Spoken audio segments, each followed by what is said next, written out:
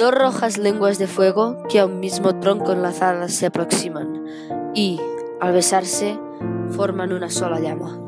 Dos notas que del laúd a un tiempo la mano arranca y en el espacio se encuentran y armoniosas se abrazan. Dos olas que vienen juntas a morir sobre la playa y que al romper se coronan con un penacho de plata. Dos jirones de vapor que del lago se levantan y, al juntarse allá en el cielo, forman una nube blanca. Dos ideas que al par brotan. Dos besos que a un tiempo estallan. Dos ecos que se confunden. Esos son nuestras dos almas.